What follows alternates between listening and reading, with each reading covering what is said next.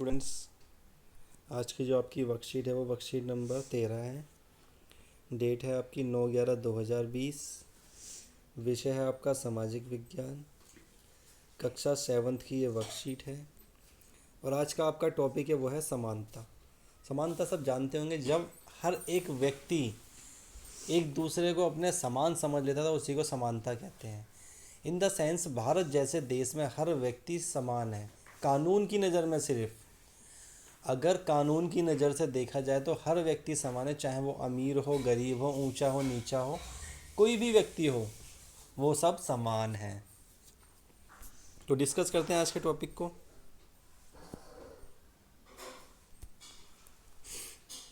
इस तरह की तस्वीरें देखते ही आपके मन में सबसे पहले क्या विचार आता है?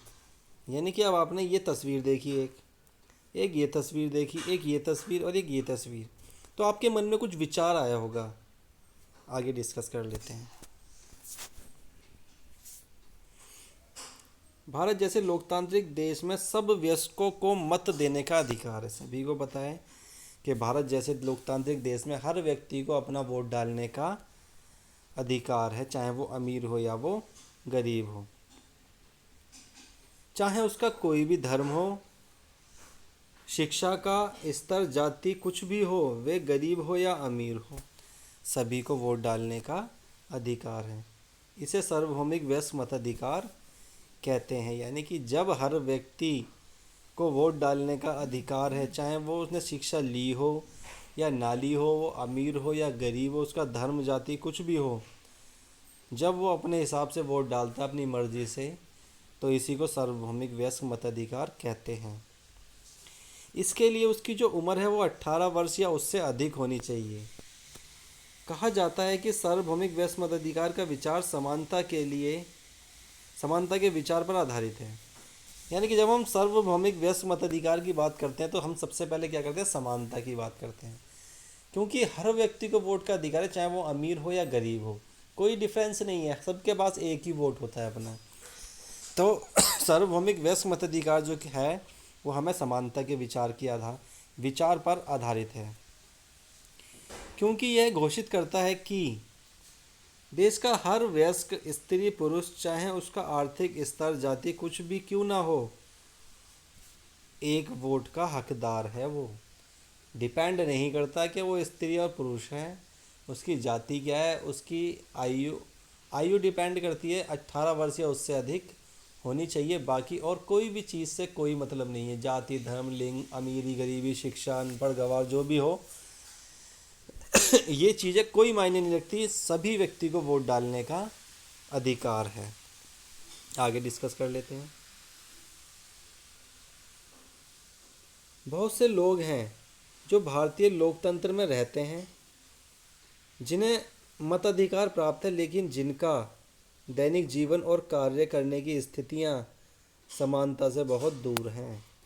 यानी कि बहुत सारे ऐसे भारत में भी ऐसे लोग हैं जो रहते थे एक लोकतांत्रिक देश में, जिन्हें मताधिकार भी प्राप्त है, लेकिन जिनका दैनिक जीवन और कार्य की स्थिति बिल्कुल असमान है, यानी कि समानता से बहुत दूर है, उनके साथ समानता का व्यवहार नहीं होता है।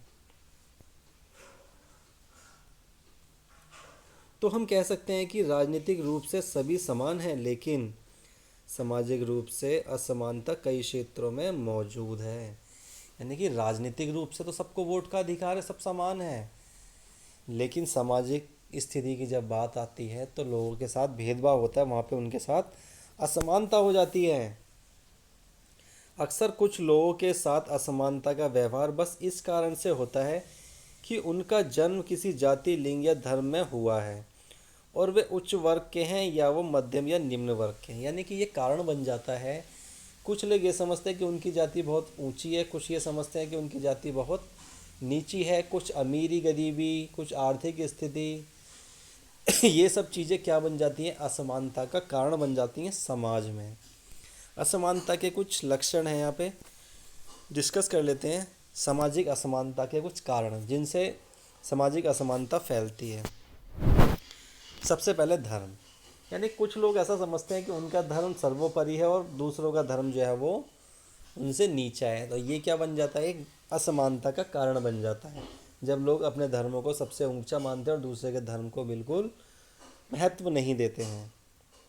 फिर है जाति, यानी कुछ लोग ऐसा मानते हैं कि उनकी जाति ही सर्वश्रेष्ठ है और दूसरे जो है उनकी जाति उनके सामने कोई भी मायने नहीं रखती है, और ये भी फिर क्या बनता है, असमानता का कारण बन जाता है।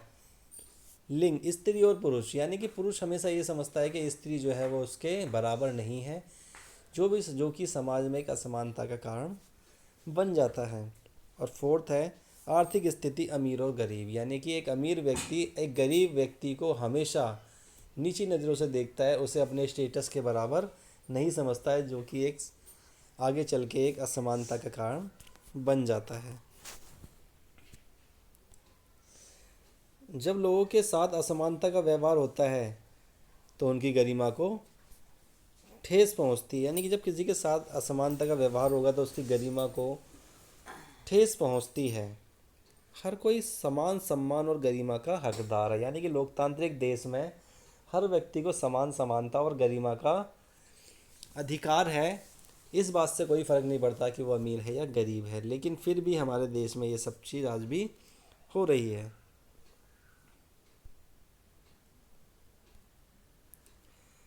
1975 में बनी दीवार फिल्म में जूते पॉलिश करने वाला एक लड़का उसके काम की फेंक कर दिए गए पैसों को उठाने से इनकार कर देता है। वह मानता है कि उसके काम की भी गरिमा है और उसे उसका भुगतान आदर के साथ किया जाना चाहिए।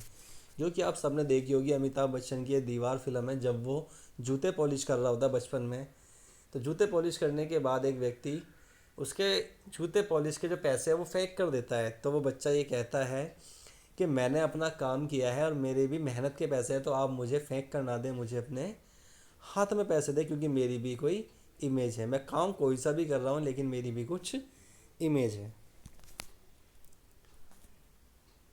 वयस्क, 18 वर्ष या उससे अधिक आयु का व्यक्ति जो होता है वो वयस्क होता है। समानता क्या होती है, बराबर होने की अवस्था, विशेषतः स्थिति, अधिकार या अवसरों में। जब कुछ अवसरों में व्यक्ति को समान माना जाता है तो इसी को समानता कहते हैं और उसे बराबर का दर्जा दिया जाता है। गरिमा, इसका तात्पर्य अपने आप को और दूसरे व्यक्तियों को समान सम्मान योग्य समझने से है। गरिमा का मतलब होता है जब हर व्यक्ति अपनी गरिमा समझता है, यानी कि वो एक उम्मीद करता है कि मैं जब किसी व्यक्ति की गरिमा समझ रहा हूँ, उसकी इमेज समझ रहा हूँ उसकी, तो दूसरा व्यक्ति मेरी भी गरिमा को समझे और उसे ठेस ना पहुँचाए। लोकतंत्र, एक सरकार जिसमें लोगों में सर्वोच्च शक्ति निहित होती है और उनके द्वारा प्रत्यक्ष या अप्रत्यक्ष रूप से प्रतिनिधित्व की एक प्रणाली के माध्यम से अभ्यास किया जाता है, जिसमें आमतौर पर समय समय पर होने वाले स्वतंत्र चुनाव शामिल होते हैं। यानी कि लोकतंत्र का मतलब होता है जिस देश में हर व्यक्ति को कानून के द्वारा कुछ अधिकार प्रदान किए जाते हैं, उन अधिकारों के बेस पे हम कह सकते हैं कि वो एक लोकतांत्रिक देश में रहता है। जैसे चुनाव के टाइम पे उसको वोट डालने का अधिकार, शिक्षा प्राप्त करने का अधिकार, नौकरी प्राप्त करने का अधिकार, समानता का अधिकार, शोषण के विरुद्ध अधिकार, शिक्षा प्राप्त करने का अधिकार, ये सारे कुछ अधिकार होते हैं जिसके आधार पर हम कह सकते हैं कि हम एक लोकतांत्रिक देश में रहते हैं। क्रियाकलाप, कांता ओम प्रकाश वाल्मीकि और श्रीमती अंसारी की कहानी अपनी पुस्तक में पढ़ें। ये कहानी है जब एक कांता जो है एक कामवाली है जो कि एक अमीर व्यक्ति के यहाँ पे, अंसारी के यहाँ पे काम करती है, लेकिन एक दिन वो ये देखती है कि इलेक्शन के टाइम पे कांता जिस लाइन में लगी है वो अंसारी भी, जिसके यहाँ पर वो नौकरी करती है, झाड़ू पोछा करती है, वो भी उसी लाइन में लगा हुआ है। तो कांता ये सब चीज़ें देख कर बड़ी खुश होती है और ये कहती है कि हमारे देश में जो है समानता आज भी है, जो वोट एक अमीर व्यक्ति का है वही वोट एक गरीब व्यक्ति का है और दोनों को ही लाइन में लग के अपने वोट का भुगतान करना है। इसके बाद कुछ क्वेश्चन है डिस्कस कर। सार्वभौमिक वयस्क मताधिकार को परिभाषित करें। आप आराम से लिख सकते हैं, क्या आप चुनाव में वोट डाल सकते हैं, यदि हाँ, यदि नहीं तो क्यों। यानी कि आप चुनाव में वोट क्यों नहीं डाल सकते, इसका कारण आप आराम से जानते हैं और आराम से लिख सकते हैं। क्योंकि चुनाव में वोट डालने की जो एज होती है वो 18 वर्ष या उससे अधिक होती है और उससे कम व्यक्ति का कोई भी व्यक्ति वोट डालने का अधिकार नहीं रखता है। इस वर्कशीट में अगर किसी बच्चे को कोई प्रॉब्लम हो तो मुझसे डिस्कस कर ले। आज की वर्कशीट इतनी, अगली नेक्स्ट में करेंगे।